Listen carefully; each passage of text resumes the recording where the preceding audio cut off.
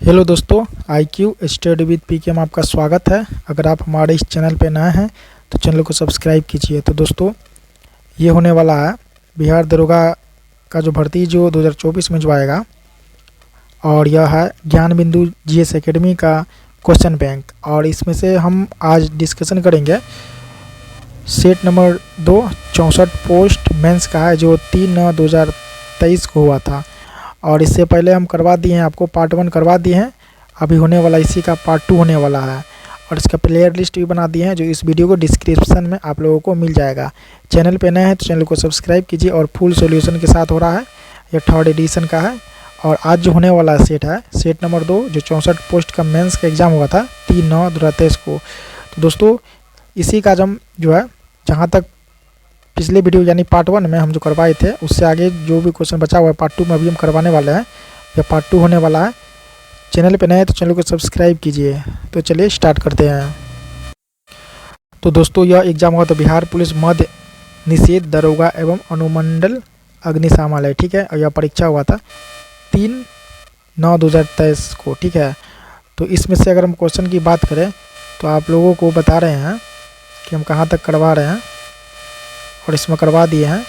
तो जैसा कि आप लोग देख रहे हैं, देखिए इसमें से हम जो करवाए थे आपको क्वेश्चन नंबर 19 तक करवा दिए हैं, ठीक है। पार्ट 1 वाला वीडियो में आपको मिल जाएगा।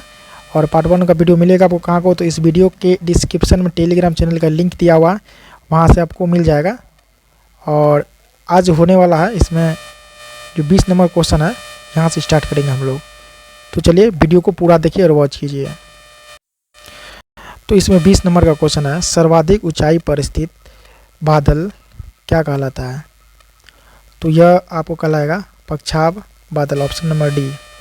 सर्वाधिक ऊंचाई पर स्थित बादल पक्षाभ बादल कहलाता है। बादलों का वर्गीकरण देखिए, औसत ऊंचाई के आधार पर बादलों को 3 मुख्य वर्गों तथा 10 उपवर्गों में बांटा जाता है। पहला है उच्च बादल, इसकी ऊंचाई है 6000 से 20000 मीटर तक। जैसे आप लोग पहला इसमें पक्षाभ बादल क्या होता है, ये आसमान में सबसे अधिक ऊंचाई पर सफ़ेद रेशम की भांति कोमल व बिखरे बादल होते हैं।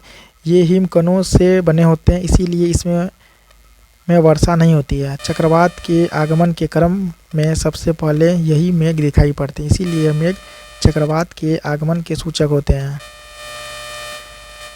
दूसरा है पक्षावस्तरी बादल, ये वृहद क्षेत्र में दूधिया चादर की भांति फैले रहते हैं।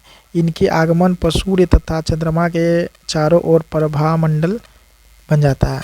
चक्रवात के आगमन के क्रम में पक्षाभ मेघों के तत्काल बाद यही बादल दिखाई पड़ते हैं। इसके बाद पक्षाभ कपासी बादल, ये सफ़ेद रंग के छोटे छोटे गोले की भांति दिखाई पड़ते हैं तथा प्रायः समूह में या लहरनुमा रूप में दिखाई पड़ते हैं। दूसरा पॉइंट इसमें मध्य बादल, जो 2500 से 6000 मीटर तक की इसकी हाइट रहती है। तो देखिए उच्च स्तरीय बादल, ये भूरे अथवा नीले रंग के लगातार चादर की भांति फैले छोटे स्तरों वाले बादल होते हैं। इनके छाए रहने से सूर्य का प्रकाश धुंधला व अस्पष्ट दिखाई देता है। इनके विस्तृत क्षेत्रों पर लगातार वर्षा होती है। इसके बाद है उच्च कपासी बादल, ये सफ़ेद एवं भूरे रंग के पतले गोलाकार धब्बे की तरह दिखाई देते हैं। संपूर्ण आकाश में ये महीन चादर के रूप में बिखरे होते हैं। इसके बाद 3 नंबर में निम्न बादल, इसकी ऊंचाई 2500 मीटर तक, स्तरीय बादल जिसे हम लोग कहते हैं। ये धरातल के निकट कुहड़े के समान बादल है। इनमें कई परतें पाई जाती है। सामान्यतः ये आकाश में पूरी तरह छाए रहते हैं। शीतोष्ण कटिबंध क्षेत्रों में शीत ऋतु में 2 विपरीत स्वभाव वाली वायु राशि के मिलने से प्रायः इनका निर्माण होता है। नेक्स्ट 4 नंबर में स्तरीय कपासी बादल, ये हल्के भूरे या सफ़ेद रंग के गोलाकार धब्बों के रूप में मिलते हैं तथा ये जाड़े के मौसम में प्रायः संपूर्ण आसमान को ढक लेते हैं। ये सामान्यतः साफ मौसम के सूचक हैं। नेक्स्ट कपासी बादल, इनका आकार गुंबदकार व फूलगोभी की भांति होता है। इसका आधार क्षेत्र समतल पाया जाता है। ये प्रायः साफ मौसम की सूचना देता है। नेक्स्ट है कपासी वर्षा बादल, यह अत्यधिक गहरे काले एवं सघन बादल हैं। ये नीचे से ऊपर की ओर विशाल मीनार की भांति उठे रहते हैं। 7500 मीटर। इन बादलों से भारी वर्षा, ओला, तड़ित, झंझावात आदि उत्पन्न होते हैं। ये शीतोष्ण कटिबंध चक्रवात में शीत वाताग्र के सहारे मुख्यतः इन्हीं बादलों से वर्षा होती है। वर्षास्त्री बादल, ये धरातल से कम ऊंचाई पर स्थित घने काले व विस्तृत बादल हैं। ये बादल वायुमंडल में आर्द्रता को बढ़ा देते हैं, जिसके परिणाम फलस्वरूप शीघ्र वर्षा होने लगती है। शीतोष्ण कटिबंधीय चक्रवात में उष्ण वाताग्र के सहारे इन्हीं बादलों से वर्षा होती है। नेक्स्ट 21 नंबर प्रश्न है, किस ग्रह को नीला ग्रह कहा जाता है?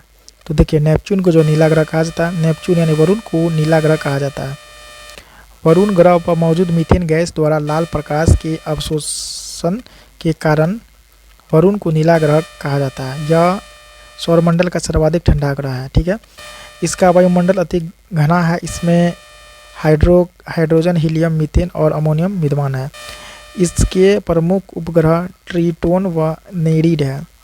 शुक्र, वीनस को सांझ का तारा, भोर का तारा तथा पृथ्वी की जुड़वां बहन भी कहा जाता है।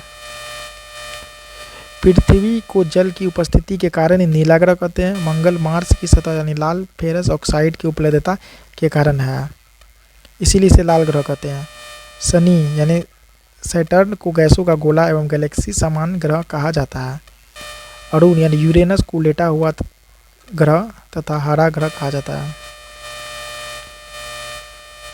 22वां प्रश्न, किसने गति के नियमों का प्रतिपादन किया था? तो देखिए, गति के नियम का प्रतिपादन किया था न्यूटन ने। ऑप्शन नंबर ए इसका राइट आंसर होगा। गति के नियमों का प्रतिपादन आइजैक न्यूटन यानी भौतिक के पिता ने किया था। आइजैक न्यूटन ने 1684 में अपनी पुस्तक द प्रिंसिपिया मैथमेटिक्स में गति के नियमों का प्रतिपादन किया। इन्होंने गति के 3 नियम को प्रतिपादित किया था, जो निम्न है। तो चलिए इसका प्रथम नियम देखते हैं। कोई वस्तु विराम की अवस्था में है तो वह विराम की अवस्था में ही रहेगी। यदि वह एक समान गति से किसी सीधी रेखा में चल रही है तो वैसे ही चलती रहेगी जब तक कि उस पर कोई बाहरी बल लगाकर उसकी अवस्था में परिवर्तन न किया जाए। वस्तुओं की प्रारंभिक अवस्था में स्वतः परिवर्तन नहीं होने की प्रवृत्ति को जड़त्व कहते हैं। इसीलिए न्यूटन के प्रथम नियम को जड़त्व का नियम भी कहते हैं। ये क्वेश्चन पूछा जाता है। न्यूटन के प्रथम नियम को जड़त्व का नियम कहते हैं। किसी वस्तु का जड़त्व उसका वह प्रकृति गुण है जो उसकी विराम या गति की अवस्था में परिवर्तित का विरोध करता है। इस प्रकार किसी वस्तु का द्रव्यमान उसके जड़त्व की माप है। प्रथम नियम से हमें बल की परिभाषा मिलती है। उदाहरण, पेड़ की टहनी को हिलाने से उससे फल टूटकर नीचे गिर पड़ते हैं। कमल को हाथ से पकड़कर डंडे से पीटने पर धूल के कण झड़कर गिर पड़ते हैं। गोली मारने से कांच में गोल छेद हो जाते हैं, परंतु पत्थर मारने पर कांच टुकड़े टुकड़े हो जाते हैं। रुकी हुई गाड़ी अचानक चल पड़ने पर उसमें बैठे यात्री पीछे की ओर झुक जाते हैं। चलती हुई गाड़ी के अचानक रुकने पर उसमें बैठे यात्री आगे की ओर झुक जाते हैं।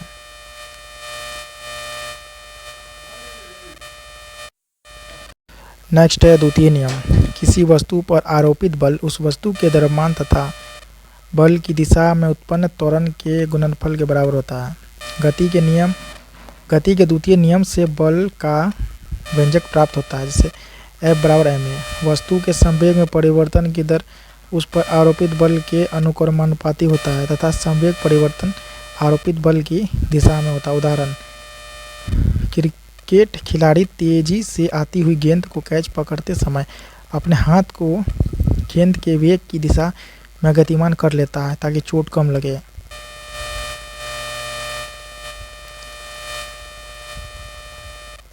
समान वेग से आती हुई क्रिकेट गेंद एवं टेनिस गेंद में से टेनिस गेंद को कैच करना आसान होता है। गड्ढा या मिट्टी के फर्श पर गिरने पर सीमेंट से बने फर्श पर गिरने की तुलना में कम चोट लगता है। गाड़ी में स्प्रिंग और शॉक एब्जॉर्बर लगाए जाते हैं ताकि झटका कम लगे। अधिक गहराई तक कील को गाड़ने के लिए भारी हथौड़े का उपयोग किया जाता है। तृतीय नियम देखिए क्या है। इस नियम के अनुसार प्रत्येक क्रिया के बराबर विपरीत प्रतिक्रिया होती है।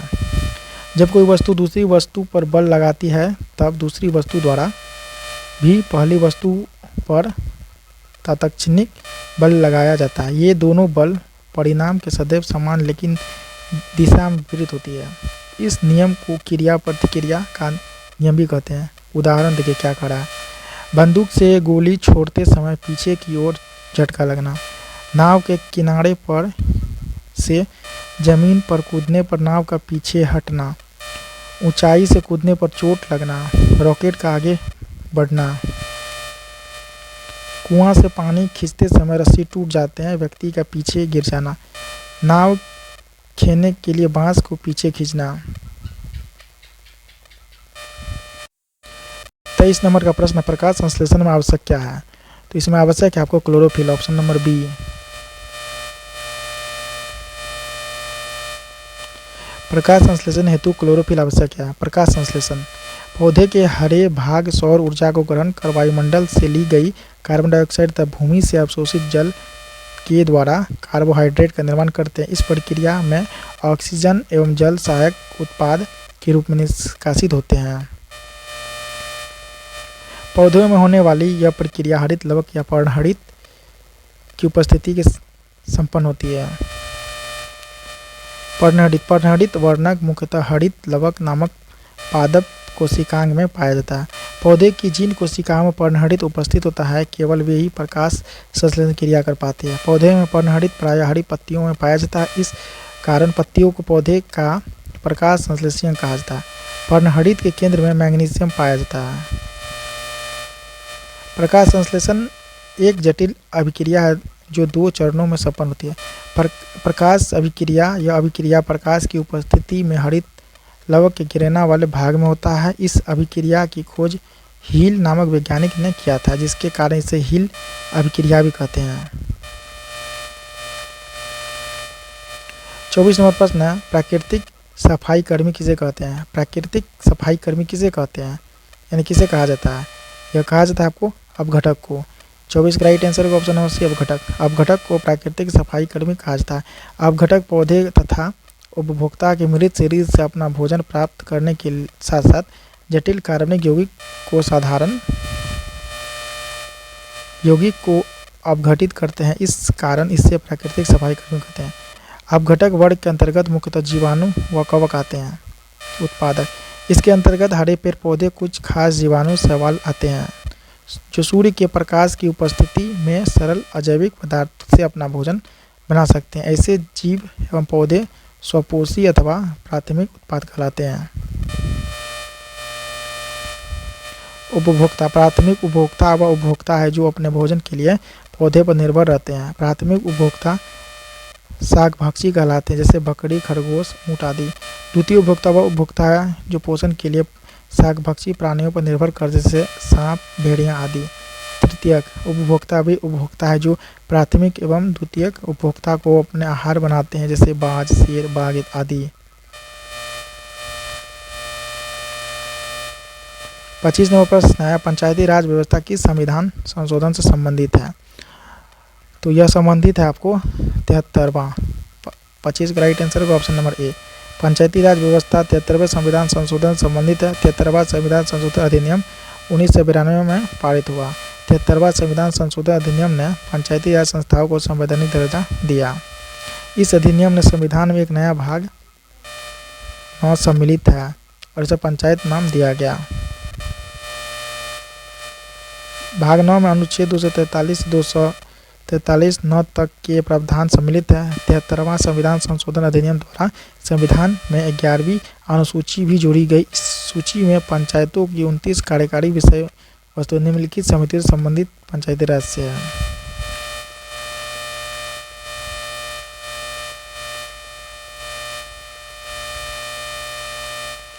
छब्बीस नंबर का प्रश्न है, 44वें संविधान संशोधन द्वारा हटाया गया मौलिक अधिकार कौन सा है? तो इसमें से मौलिक अधिकार आपको संपत्ति का अधिकार, ऑप्शन नंबर डी संपत्ति का अधिकार। 44वें संविधान संशोधन अधिनियम 1978 द्वारा संपत्ति के अधिकार को मौलिक अधिकार की श्रेणी से हटा दिया गया। वर्तमान में संपत्ति का अधिकार जो है भाग 12 में अनुच्छेद 300 के तहत विधिक अधिकार है। 44वें संविधान संशोधन अधिनियम द्वारा संविधान में निम्न संशोधन किए गए। पहला, राष्ट्रपति को यह शक्ति दिया गया कि मंत्रिमंडल की इस सलाह को एक बार पुनर्विचार के लिए भेज सकता है। हालांकि पुनर्विचार के बाद कैबिनेट द्वारा दी गई सलाह राष्ट्रपति के लिए बाध्यकारी होगी। अध्यादेश जारी करने में राष्ट्रपति, राज्यपाल एवं प्रशासक की संतुष्टि के उपबंध को समाप्त किया गया।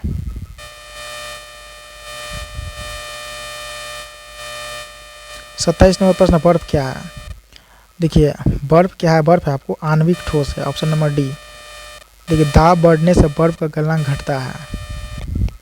दाब बढ़ने से बर्फ का गलनांक घटता है अर्थात आयतन बढ़ता है। बर्फ में अशुद्ध मिलाने पर गलनांक कम हो जाता है।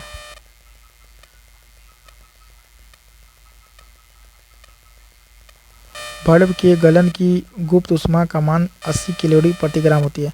जब बर्फ समुद्र के पानी में तैरती है तो उसके आयतन का 1/10 भाग पानी के ऊपर रहता है। बर्फ का घनत्व 0.9 ग्राम प्रति सेंटीमीटर क्यूब होता है।